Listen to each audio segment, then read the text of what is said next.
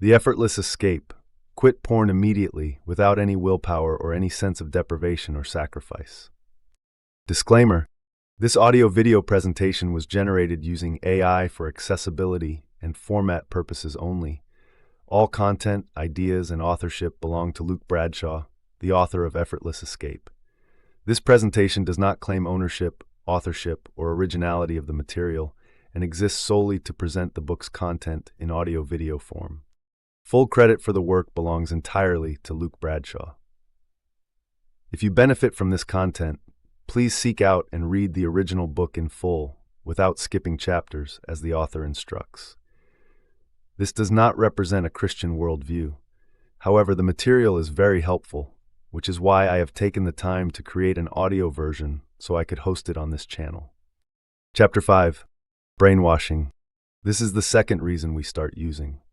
Understanding this brainwashing fully required us to first examine the powerful effects of supernormal stimulus. Our brains simply aren't prepared for the creation of an online harem, allowing us to flick between more potential mates in 15 minutes than our ancestors had in several lifetimes. There's been much misguided advice in the past, one example being that masturbation leads to blindness. This, along with other scare tactics, clearly overdid it. Misconceptions such as these were right to be overthrown by science. But the baby has been thrown out with the bathwater. From our earliest years, our subconscious minds are bombarded with sexual messages and imagery, magazines and advertisements loaded with innuendo. Some pop videos are extremely suggestive. But don't despair. Make it a game to identify what components they're using. Is it shock value, novelty, color, size, taboo, nostalgia, etc.? Such a game can even be taught to preteens as a way to educate them. At its core, the message is, the most precious thing on this earth, my last thought and action will be orgasm. Is this exaggeration? Watch any TV or movie plot and you'll see the mix-up of the sensory, touch, smell, voice, and the propagative, orgasmic parts of sex. The impact of this doesn't register on our conscious, but the subconscious has time to absorb it. Scientific reasoning. There's publicity the other way. Sexual dysfunction scares, loss of motivation, preferring virtual porn to real girls, yourbrainonporn.com, and various internet subcultures. But these movements don't actually stop people from using. Logically speaking, they should, but the simple fact is they don't. Even the health risks listed from peer-reviewed studies on yourbrainonporn.com aren't enough to stop an adolescent from starting. Ironically, the most powerful force in this confusion is the user themselves. It's a fallacy that users are weak-willed or physically weak people. You have to be physically strong in order to cope with an addiction after you know it exists. Perhaps the most painful aspect is that they place themselves as unsuccessful losers and insufferable introverts. It's likely that a friend could be more interesting in person if they hadn't put themselves down for seeking self-pleasure. Problems using willpower. Users quitting using the willpower method blame their own lack of willpower and ruin their peace and happiness. It's one thing to fail in self-discipline and another to self-loathe. After all, there's no law that requires you to be hard all the time before sex, properly aroused, and able to satisfy your partner. We're working on an addiction, not a habit, and at no point do you argue with yourself to stop a habit like golfing. But to do the same with porn addiction is normalized. Why? Constant exposure to a supernormal stimulus rewires your brain, so building a resistance to this brainwashing is critical, as if buying a car from a second-hand car dealer, nodding politely but not believing a word the man is saying. So don't believe that you must have as much sex as you can, all of it being exceptionally good, using porn in its absence. Don't play the safe porn game either. Your little monster invented that game to lure you. Is amateur porn certified by some authority? Porn sites gather data from their users and use it to cater to their needs. And if they see an uptick in a certain category, they'll focus on it and get content out ASAP. Don't be fooled by educational intent or safe, female-marketed clips. Start asking yourself, why am I doing it? Do I really need to? No, of course you don't. Most users swear that they only watch static and soft porn, and therefore are fine, when in actuality they're straining at the leash, fighting with their willpower to resist temptations. If done too often and for too long, this depletes their willpower considerably, and they begin failing in other life projects where willpower is of great value, like exercise, dieting, etc. Failure in these areas makes them feel miserable and guilty, cascading into using pornography again. If this isn't done, they'll vent their anger and depression onto loved ones.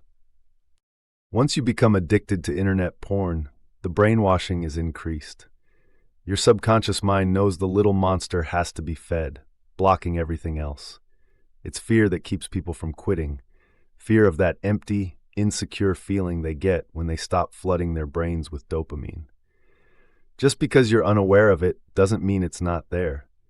You don't have to understand it any more than a cat needs to understand where the hot water pipes are. The cat just knows that if it sits in a certain spot, it feels warm. Passivity. The passivity of our minds and dependence on authority leading to brainwashing is the primary difficulty of giving up porn. Our upbringing in society, reinforced by the brainwashing of our own addiction and combined with the most powerful, our friends, relatives, and colleagues. The phrase giving up is a classic example of the brainwashing, implying genuine sacrifice. The beautiful truth is there's nothing to give up. On the contrary, you'll be freeing yourself from a terrible disease and achieving marvelous positive gains. We'll begin removing this brainwashing now, starting with no longer referring to giving up, but to stopping, quitting, or perhaps the true position, escaping. The only thing that persuades us to use initially is other people doing it and feeling that we're missing out. We work hard to become hooked, yet we never find what they've been missing. Every time we see another clip, it reassures us there must be something in it. Otherwise, people wouldn't be doing it and the business wouldn't be so big. Even when they kick the habit, the ex-user feels they're being deprived. When a discussion on a sexy entertainer, singer, or even a porn star comes up during parties or social functions. They must be good if all my friends talk about them, right? Do they have free pictures online? They feel safe, they'll just have one peek tonight, and before they know it, they're hooked again. The brainwashing is extremely powerful, and you need to be aware of its effects. Technology continues to grow, and the future will bring exponentially faster sites and access methods. The porn industry is investing millions in virtual reality so that it will become the next best thing. We don't know where we're going, unequipped to deal with present technology or what is to come. We're about to remove this brainwashing. It isn't the non-user who's being deprived, but the user who is forfeiting a lifetime of health, energy, wealth, peace of mind, confidence, courage, respect, happiness, freedom. What do they gain from these considerable sacrifices? Absolutely nothing, apart from the illusion of trying to get back to the state of peace, tranquility, and confidence that the non-user always enjoys. Withdrawal pangs. As explained earlier, users believe they use porn for enjoyment, relaxation, or some sort of education.